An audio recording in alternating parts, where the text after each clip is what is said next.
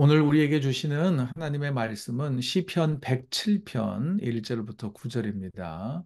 시편 107편 1절부터 9절까지 말씀 우리 한 목소리를 읽겠습니다. 시작. 여호와께 감사하라. 그는 선하시며 그 인자하심이 영원하미로다. 여호와의 속량을 받은 자들은 이같이 말할지어다. 여호와께서 대적의 손에서 그들을 속량하사 동서남북 각 지방에서부터 모으셨도다. 그들이 광야 사막길에서 방황하며 거주할 성읍을 찾지 못하고 목 줄이고 목이 말라 그들의 영혼이 그들 안에서 피곤하였도다. 이에 그들이 근심 중에 여호와께 부르짖음에 그들의 고통에서 건지시고 또 바른 길로 인도하사 거주할 성읍에 이르게 하셨도다. 여호와의 인자하심과 인생에게 행하신 기적으로 말미암아 그를 찬송할지로다. 그가 사모하는 영혼에게 만족을 주시며 줄인 영혼에게 좋은 것으로 채워 주심이로다. 아멘. 자, 오늘 말씀의 제목 같이 읽어봐요. 시작. 우리에게 행하신 기적으로 말미암아라는 제목으로 은혜 나누겠습니다. 자, 고통이 심하거나 고난이 계속되면요. 우리는 얼마나 우리 자신이 연약한 존재인지를 깨닫게 됩니다. 그 끝이 언제인지 모르고 그 고난을 어떻게 해결할지 몰라서 방황하고 또 두려워하기도 하기 때문이죠. 그와 함께 고난과 고통이 찾아오면요. 왜 내가 이런 고난을 당하고 고통이 찾아왔는지 그 이유를 찾으려고 합니다. 욕심이 너무 커서 일을 그르친 결과 때문일 수도 있고요. 잘못된 정보와 지식이 없어서 고난을 자초할 때도 있고요. 그 외에도 수많은 원인과 이유가 있겠지요. 그런데 그리스도인들이 하는 실수 가운데 하나는 뭐냐면요. 나에게 고난과 고통이 딱 다가오면 제일 먼저 내가 죄를 지어서 하나님께 내가 징계를 받는 거 아닌가. 신명기적인 표현으로 말하자면, 내가 하나님께 죄를 지어서 저주를 받고 심판을 받는 것은 아닌가라고 생각을 합니다. 나의 문제뿐만 아니고 누군가의 고난과 시련을 이렇게 생각할 때도 저 사람이 틀림없이 뭔가 하나님 앞에 부족한 것이 있어서 하나님이 그를 심판하시는 걸 거야 라고 생각하기도 합니다. 마치 누구와 같을까요? 그런 생각을 너무 빠르게 하는 사람들은요, 고난받는 욥을 찾아와서 너 죄 지었으니 그런 거야 라고 하면서 빨리 회개하라고 말했던 욥의 새 친구와 같은 모습이죠. 사실 그런데 우리는 욥기를 한동안 묵상해서 잘 알잖아요. 욥이 당하는 고난은 욥 때문이라기보다는 하나님 때문에 욥이 고난받았잖아요. 그런 경우도 있더라는 것이죠. 또한 욥처럼 하나님이 우리에게 고난을 허락하시고 고난을 통해서 성장하게 하시고 성숙하도록 이끌어 가실 때가 또 있더라는 거죠. 이런 의미에서 볼 때 모든 고통이 다 나쁘다라고만 또 말할 수가 없겠죠. 하지만 할 수만 있다면 고난과 고통은 피할 수 있기를 또 피할 길을 예비해 주시기를 간절히 소망합니다. 그런데 여러분, 욥이 고난을 받을 때 하나님은 어디에 계셨을까요? 분명 하나님은 모든 것을 다 지켜보고 계셨습니다. 알고 계셨어요. 욥 곁에서 하나님도 함께 아파하셨죠. 그러면 또 생각해 봅시다. 우리가 고난당하고 있을 때, 우리가 아파하고 있을 때, 하나님은 어디에 계실까요? 하나님은 왜 이렇게 침묵하고만 계시는가라고 생각할 수 있습니다. 그런데 성경 여러 군데에서 이런 표현들이 나오더라고요. 이스라엘 백성들이 애굽에서 종살이 할 때 그들이 고통이 심했잖아요. 고난이 심했어요. 그때 성경은 이렇게 기록하고 있어요. 출애굽기 3장에 보면은요. 하나님께서 그들의 고통과 아픔을 보고 듣고 알고 계셨다라고 하는 표현을 씁니다. 저는 이 말씀을 읽을 때마다 은혜가 되더라고요. 우리의 고통과 아픔을 하나님은 보고 계시고 듣고 계시고 알고 계신다. 이거 우리가 잊어버리지 않았으면 좋겠습니다. 또 하나 생각해 봅시다. 우리가 지난 주일에 살펴보았던 사도행전 9장에서 자, 사울이 그리스도인들을 붙잡기 위하여 다메섹으로 체포영장을 가지고 막 달려가고 있을 때 부활하신 주님께서 사울을 만나서 뭐라고 말씀하셨나요? 사울아, 사울아, 내가 어찌하여 나를 박해하느냐라고 말씀하셨다고 우리가 묵상해 보았잖아요. 그건 뭐예요?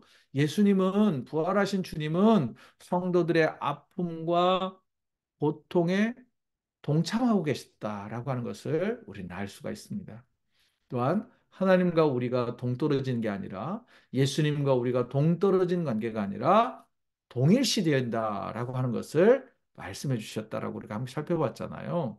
또 예수님도 참 인간이셨기 때문에 정말 우리와 똑같은 인간이셨기 때문에 고통, 아픔, 그리고 배신당함, 또 조롱과 비난을 모두 다 받아보셨기 때문에 우리가 당하는 인간적인 고통과 아픔과 배신과 또한 조롱과 비난을 아신다는 거예요. 그래서 성경은 이렇게 표현하더라고요. 예수님을 어떤 분이라고 표현하냐면 체휼하신다라고 표현하더라고요. 체험을 통해 깨달은 것을 함께 나누어 주시는 사랑의 예수님이다. 이렇게 표현을 합니다. 자, 그러면 이제 우리가 고난 중에 있을 때 하나님이 다 보고 듣고 알고 계시고 고난받는 초대교회 성도들과 부활하신 주님이 함께 계셨듯이 지금도 여전히 주님은 우리와 함께 계신다. 또 성령님께서 우리와 함께 계신다라고 하는 것을 먼저 전제를 깔고요. 전제로 하고 그러면 성도들이 고난과 고통이 찾아올 때 어떤 은혜들이 있을 것인가라고 생각해 보자는 거예요. 꼭 고난이 나쁜 것만은 아니잖아요. 첫 번째는요, 고난을 통해 성장할 때가 있더라는 거예요. 우리는 보통 고난과 고통은 아무 쓸모가 없다라고 생각하기 쉽습니다. 왜냐하면 고난이 없는 평안한 삶을 추구하기 때문이죠. 그런데 잘 생각해 보세요. 여러분들은 고통과 고난과 근심과 걱정이 없나요? 자, 없는 사람, 뭐 카메라에 안 보이긴 하지만 손 들어 보세요. 없는 사람 손 들어 봐요. 세상에 고난이 없다고 말하는 사람 단 한 사람도 없습니다. 서로 다른 고민을 하고 있을 뿐이지요. 또 다른 어려움 때문에 고통당하는 것이지 이 세상을 살아가는데 그리스도인으로 살아가는데 고난과 고통과 어려움이 없는 사람 단 한 사람도 없다는 거예요. 그러니까 결국은 뭐냐? 고통과 고난은 보편적이라는 거죠. 그런데 이제 뭐가 다르냐? 이 고난을 이겨내는 방법과 고난을 대하는 태도가 다르다는 것이죠.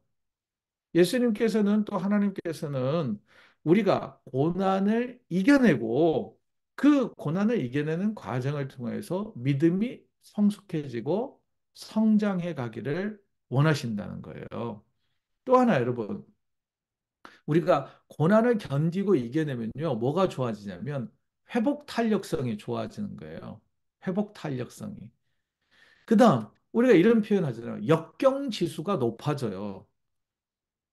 한 번 비슷한 고난을 우리가 한 번 건너고 극복하게 되면 그와 비슷하거나 그보다 조금 더 큰 고난이 와도 역경지수가 생기기 때문에 우리는 그것을 이겨낼 수 있다는 거예요.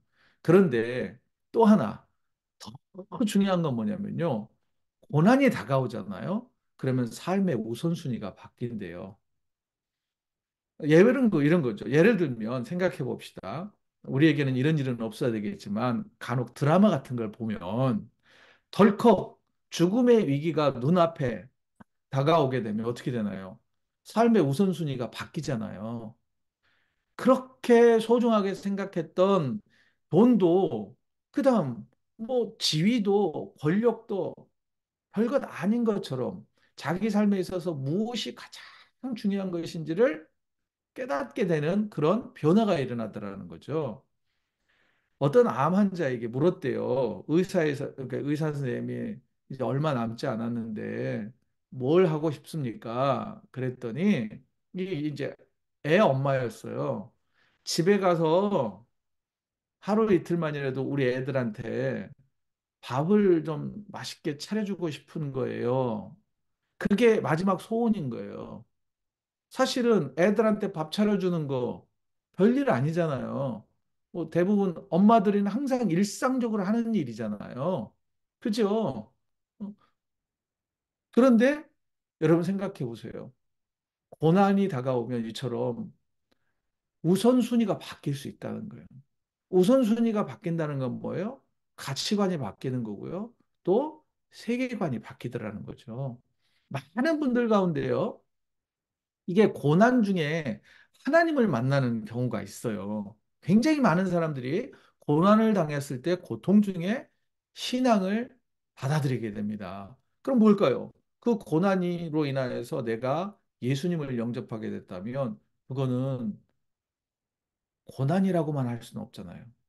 고난 중에 포함되어 있는, 아니, 고난을 감싸고 있는 엄청난 은혜라고 하는 것이죠.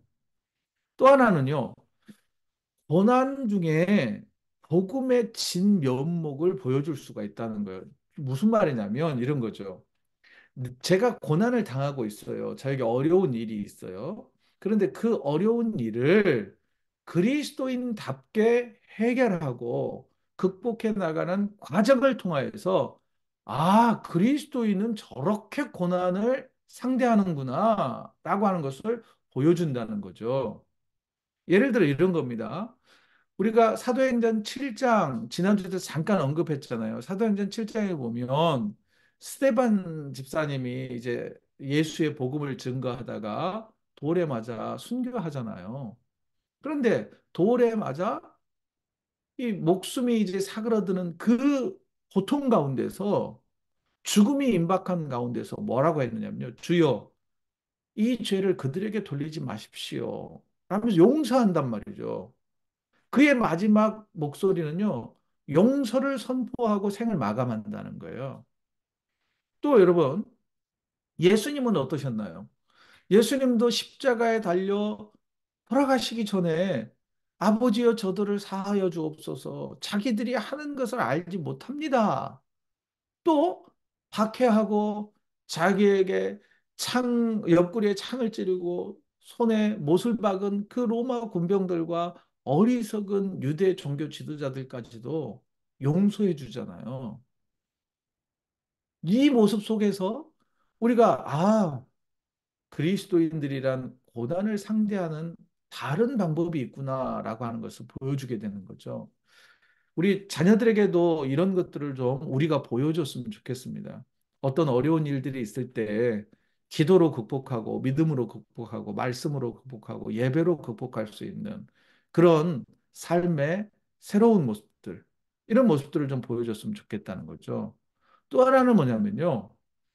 고난 중에 하나님과 더 깊은 관계를 맺을 수 있다는 거예요. 그 깊은 관계를 오늘 본문에서는요, 기도라고 표현합니다. 부르짖는 거라고 표현을 해요. 오늘 본문 시편 107편을 보면은요, 고통의 순간에, 위기의 순간에 우리가 어떤 자세를 취해야 되는지 반복적으로 강조하는 게 있어요. 자, 오늘 본문 6절이에요. 같이 한번 읽어봅시다. 시작. 이에 그들이 근심 중에 여호와께 부르짖으매 그들의 고통에서 건지시고. 여러분, 근심 중에 걱정되는 일들이잖아요. 응? 그거 어떻게 한 거예요? 부르짖었다는 거예요. 근데 영어 성경을 보면 울며 기도하는 거예요. 울부짖는 거잖아요. 그때 하나님께서는 그들의 고통에서 건져 주신대요. 그다음 13절이에요. 같이 읽어요. 시작. 이에 그들이 그 환난 중에 여호와께 부르짖음에 그들의 고통에서 구원하시되라고 돼 있잖아요. 자, 환난 당했을 때, 어려운 일 당했을 때, 왜 우리가 그런 거 있잖아요. 사방으로 우겨쌈 당한다라는 표현이 있잖아요. 도저히 내가 이제 할 수 있는 일이 없는 그런, 왜 사자성어로 말하자면 진퇴양난의 상황에 처해져 있을 때 우리가 선택할 수 있는 최선의 방법은 뭐예요? 여호와께 부르짖는 거죠. 그러면 그 기도를 들으시고 하나님께서 그들의 고통에서 구원해 주신다는 거예요. 또 19절 같이 읽어요. 시작. 이에 그들이 그들의 고통 때문에 여호와께 부르짖음에 그가 그들의 고통에서 그들을 구원하시되. 여러분, 고통의 종류는 여러 가지일 수 있습니다. 뭐 육체적인 고통, 정서적인 고통, 관계의 고통, 뭐 물질적인 고통, 뭐 수없이 많은 고통들이 있겠죠. 그런데 그 고통 때문에 어떻게 하는 거예요? 실망하고 절망하고 믿음을 저버리고 그러는 것이 아니라 여호와께 부르짖어 기도하면 그들의 고통에서 그들을 구원해 주신다는 거예요. 자, 근심이 있을 때, 환란이 찾아왔을 때, 고통이 심할 때, 뭐 하라고 시인은 강조하나요? 여호와께 부르짖어라. 결국 이 부르짖는다는 것은 기도한다는 거 아닙니까? 기도하면 그때마다 하나님께서 건져주시고 구원해 주셨다라고 시인은 노래합니다. 사실은요, 이게 기도를 강조하기 위해서 6절, 13절, 19절 따로 떼서 봤는데요. 여기에는 이스라엘의 역사가 기록되어 있는 거예요. 이스라엘의 역사, 고통의 역사, 어려움의 역사, 정말 구원의 손길이 필요한 그 역사적인 순간순간마다 이스라엘 백성들이 부르짖을 때 하나님께서 구원의 손길을 내밀어 주셨다는 거죠. 그런 다음에 시인은 이렇게 이야기해요. 하나님께서 고통 중에 부르짖는 기도를 들으시고 기적을 베풀어 주셨다라고 고백을 해요. 그게 이제 세 번 또 반복이 됩니다. 8절 봐요. 8절. 같이 읽어봐요. 시작. 여호와의 인자하심과 인생에게 행하신 기적으로 말미암아 그를 찬송할지로다. 여기 인생에게 여기를 여러분의 이름, 우리의 이름으로 넣어봐요. 한번 시작. 여호와의 인자하심과 병환이에게 행하신 기적으로 말미암아 그를 찬송할지로다. 자, 그다음 15절. 15절이에요. 자, 인생 여기 다시 또 이름, 여러분의 이름이든지 여러분의 자녀의 이름이든지 넣고 싶은 그 이름으로 한번 고난당하는 자의 이름을 한번 넣어봐요. 시작. 여호와의 인자하심과 경화에게 행하신 기적으로 말미암아 그를 찬송할지로다. 또 한 번 21절이에요. 21절 시작. 여호와의 인자하심과 은수와 은혜에게 행하신 기적으로 말미암아 그를 찬송할지로다. 여러분 8절, 15절, 21절은요. 토시 하나 안 틀리고 똑같습니다. 그럼 세 번 반복하잖아요. 세 번 부르짖어 기도하면 하나님께서 구원하시고 피할 길을 예비해 주신다. 또 그렇게 하면 여호와의 인자하심과 인생에게 행하신 기적으로 말미암아 여호와의 인자가 뭐예요? 사랑이에요. 사랑의 하나님께서 기적을 베풀어 주셔서 그 기적 같은 은혜를 경험하면 그 베푸신 하나님을 찬송하게 될 거라는 거예요. 아멘입니까? 아멘이죠. 아멘이에요. 하나님이 베푸실 은혜를 기적이라고 표현하는 것은요, 어떤 희망과 가능성이 전혀 없는 상황에서 반전이 일어나게 하실 거라는 거죠. 그보다 먼저 기적을 행하실 수 있는 능력이 누구에게 있다는 것을 노래하는 거예요? 하나님께 있다는 거예요. 여호와께. 나는 할 수 없지만 내 기도를 들으시는 여호와 하나님은 기적을 베푸실 수 있는 기적의 하나님이라고 하는 거 여러분 꼭 기억했으면 좋겠습니다. 또 하나요. 하나님께 기도할 때요. 기적을 베풀어 주신다고 믿으면서 기도합시다. 믿으면서. 그러면 이스라엘 백성들에게 하나님께서 베풀어 주신 기적과 같은 은혜는 뭘까요? 2절이에요. 2절. 2절 같이 읽어요. 시작. 여호와의 속량을 받은 자들은 이같이 말할지어다. 여호와께서 대적의 손에서 그들을 속량하셨다라고 되어 있습니다. 이거는 출애굽기 17장의 이야기를 언급한 것 같아요. 아마 출애굽 이후 첫 번째 전쟁의 기록을 회상하면서 하나님이 승리를 주신 은혜를 찬송하고 있는 것 같아요. 아말렉이 기습 공격했잖아요. 아말렉 군대는요, 특공대입니다. 그리고 이 특공대와 맞서 싸우는 이 여호수아가 끌고 나간 백성들은요, 그 군인들이 아니죠. 민병대요. 쉽게 말하면 민병대. 여러분, 특공대하고 아말렉 특공대와 이스라엘 민병대가 전투하면 누가 이길 것 같으세요? 당연히 특공대가 이기죠. 그런데 결국은 어떻게 됐습니까? 기도하는 모세의 손이 올라감으로 인하여 하나님께서 승리를 주셨잖아요. 이게 기적 아니에요? 특공대와 싸워 민병대가 이겨버린 그 기적. 우리에게도 나타난다는 거죠. 또 3절 보실래요? 3절. 이거는 이제 이스라엘의 포로기의 역사를 이야기를 합니다. 이스라엘 백성들이 이제 바벨론으로 끌려갔다가 동서남북 각 지방에서부터 모으게 다시 돌아오게 하신 하나님의 은혜를 이야기를 합니다. 여러분, 나라를 빼앗겨 버렸던 사람들, 70년 동안 바벨론에 끌려가 포로가 되었고, 남아있는 예루살렘은 폐허가 됐는데, 그 사람들을 다시 돌아오게 하셔서 이스라엘을 재건하게 하시는 하나님의 은혜. 이건 기적이 아니고서는 있을 수 없는 일이거든요. 또, 스크린에는 없습니다만은 오늘 본문을 쭉 읽어가 보면 4절부터 7절까지는요, 광야길에서 방황할 때, 헤맬 때, 길을 예비해 주시고 또 거주할 수 있는 성읍으로 인도해 주시는 하나님. 출애굽의 역사뿐만 아니라 바벨론에서 예루살렘으로 돌아올 때도 광야에 많은 어려움들이 있었는데 그때도 하나님께서 지키시고 돌보아 주셨다는 거예요. 여러분, 이러한 은혜는요, 모든 사람에게 다 베풀어 주신 것은 아닙니다. 여러분, 믿는 자들에게 베풀어 주신다는 거예요. 사랑하는 성도 여러분, 그리고 또 하나, 우리는 기적이라고 하는 이 단어를 이게 접하게 되면은요, 뭔가 진짜 막 기적과 같은 일들이 우리 안에 계속 일어나기를, 뭐, 기적이 뭐가 있겠어요? 제일 좋은 기적은 뭐, 로또가 맞는 일이라든지, 아니면 갑자기 공부를 못하던 우리 아이들이 막 90점, 100점을 맞는 이런 기적들, 뭐 이런 대박의 기적을 막 꿈꾸잖아요. 그런데 사실은요, 가장 큰 기적은 뭘까요? 음, 있을 수 없는 기적 같은 일은 뭐냐면요, 나 같은 죄인이 예수의 자녀가 되었고 하나님의 자녀가 되었다는 거예요. 나 같은 죄인이 십자가의 은혜로 죄 사함 받고 하나님의 백성이 되었다는 거예요. 이거 인정하지 않을 수가 없는 거거든요. 이거 기적이라는 거예요, 기적. 이것이 은혜지요. 그죠? 또 하나는 뭔지 아세요? 너무 기적이 멀리 있거나 너무 큰 거 생각하지 말고요. 우리가 오늘 밤 지금 이 순간 살아 숨쉬며 하나님의 말씀을 듣고 찬양하고 기도하는 것, 이것이 신비 아닐까요? 이것이 기적인지요. 이것이 은혜이지요.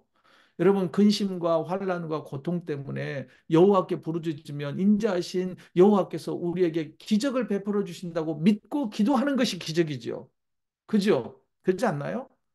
여러분, 사실 우리가 오늘 살아 숨쉬는 것이 기적이라는 건 뭐냐면요, 당연한 듯한 것들이 당연하지 않게 여겨지는 상황이 처해질 수 있다는 거예요. 우리가 예배하고 싶지만 건강이 여의치 않아서 예배를 못 드릴 수도 있고요. 우리의 믿음이 언제까지 계속 지속될 수 있을 거라고 여러분 누구도 장담 못 해요. 그러잖아요. 사탄은 자꾸 우리의 믿음을 무너뜨리려고 공격할 것이기 때문이죠. 그렇다면 지금 이 순간 우리가 살아 숨쉬며 하나님을 예배할 수 있는 이것이 기적이라고 우리가 믿어야 하지 않겠냐는 거예요. 여러분, 많은 유혹이 있었지만 지금 가정이든 아니면 우리 김정민 집사님 지금 밖에서 지금 예배 드리는 것 같은데요. 지금 예배 드리고 있는 그 믿음을 주신 게 기적 같은 은혜다. 라고 생각하시면서 우리에게 베풀어 주신 이 기적에 대해서 감사하고요. 다시 앞 내용을 요약하자면 여러분 기도합시다. 기도하면 하나님께서 은혜를 베풀어 주십니다.